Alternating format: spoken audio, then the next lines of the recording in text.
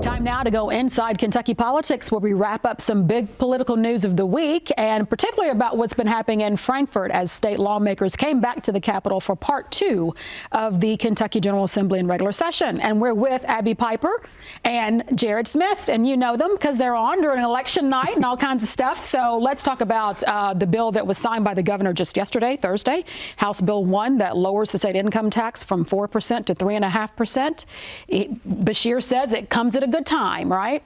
Well, sure. I think there's a lot of uncertainty in the air, and it's pretty hard for him not to sign it. It was had a lot of bipartisan support. This is an effort that Republicans have led for a number of years now, and as we've hit the thresholds that we needed to hit to make sure that this was sustainable, we have certainly done so. And so I think, especially with many Democrats voting for the bill, it's pretty hard. It would be pretty hard to refute that. But it saves taxpayers. You can spin this two ways, Jared. It saves taxpayers $718 million, but that also means that that's $718 million that's not in this general fund. Yeah, and one thing I want to give the legislature credit for is that the way they put those guardrails in to step down the income tax. You know, Kansas didn't do that, and they ended up closing schools early. They ran out of money real quick. And repealed that law. Yeah, and then repealed it. So I think that, you know, our good friend Trey always says it's good that Kentucky's always behind things because you can see when things don't work. By the time it comes to Kentucky, you can fix it and have it work. And so I think this is one of those cases where, where it's working. Yeah, so. But Beshear doesn't seem to be too comfortable with the idea of going below 3%. Is that true or false? Honestly, I don't know if that's true or false. I mean, they're determined to take it to zero. Right. And, you know, if Tennessee's at zero and Indiana's on its way to zero, you know, it's not going to happen in the next 2 or 3 years. I mean, I think it's going to take like 7, 8, 9 years to get all the way down to zero. But I think we will have to see what the impact of the impending tariffs are as well to see what the economy looks like. We really need to know the impact of that before we can look further into the future. Well, and we heard some Democrats say that, particularly on the Senate floor. Senator Cassie Chambers Armstrong made that point about, you know, maybe it's not wise to do this right now. I think she was a no on that bill. So, so there's some concern about the timing of it. Yeah, I think that in the economy was fundamentally sound and strong at the end of the Biden administration. And yes, inflation was still there. Yes, those egg prices were still high, but look what egg prices are today. I'll just leave that there.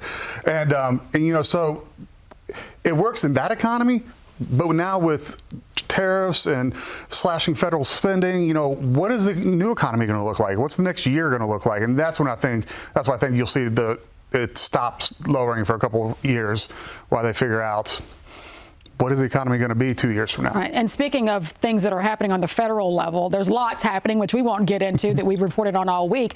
But the leaders, Senator Stivers and House Speaker David Osborne, have commented this week about, okay, are you going to be proactive or reactive when it comes to Trump actions and the executive orders? And they said, we're just going to be reactive here. That sounds like solid advice, doesn't it? Well, certainly when you consider the fact that we have a short legislative session, you know, it's hard to pack all of the governance of the people within that session anyway in that time frame. And again, I think there's a lot of uncertainty about what those executive orders are going to look like, what survives a court challenge, and you know, what its implementation look like. Where are we seeing federal cuts or not federal cuts or movement of federal dollars that require different kinds of implementation? And so I think it's smart to wait and see, because otherwise you end up in a position where you've legislated for something that may not be our reality in a month or 2 or 3. Yeah, I think there's definitely going to be changes in federal spending, big, shocking changes. The question is where and how much.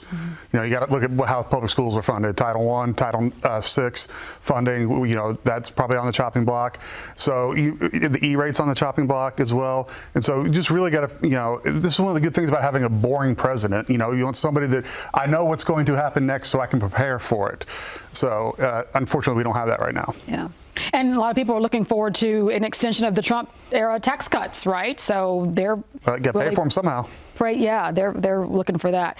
Also this week, outside of the legislature, but kind of inside the legislature, the House Minority Floor Leader said that she is looking into running for U.S. Senate in 2026, but she has not officially filed. So tell us about why that's an important distinction to make note of. Sure, and she's filed the paperwork to fundraise, which can happen after session. You can't fundraise during session, obviously, while the legislature is in for corruption reasons. But, you know, She ran for governor at some point. You know, I think Attorney General. General, excuse me. Yeah. She's going to have to really work hard if she's serious about that, because and she didn't do so well then. She did not. She didn't have a great fundraising base. It's a very, very red state, and I think the timing is curious. But at any rate, you know, I love that people are willing to sign up for public office. It's a difficult job. It's a taxing job on families and the people who love those who serve. So, and kudos. she knows that, having run a statewide campaign. Right. So Kudos to her for throwing her hat in the ring.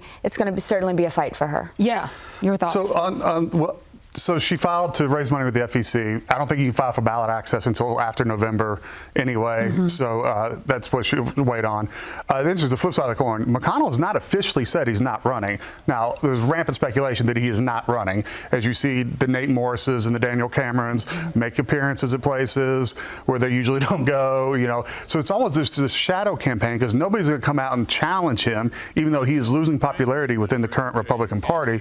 But it's interesting to watch the shadow campaign work with people that are, you know, vying to run if he says he's not going to run again. And with the falls this week too, I'm sure that just heightens the speculation about a career that is coming to an end. And the 60 Minutes interview, not too revealing, on Sunday night with Leslie Stahl. Did you get anything out of that you didn't already know? I don't think most people did, and I will comment on McConnell's. You know, we all fall. I fall all the time, but it does beg the question. It does beg the question, you know, and I think that that's certainly part of the conversation, whether it's realistic or not, useful or not. But I do think, to Jared's point, the folks that are running those sort of shadow campaigns, they know what they're getting into, and I don't think they would be doing it if there were no cause to.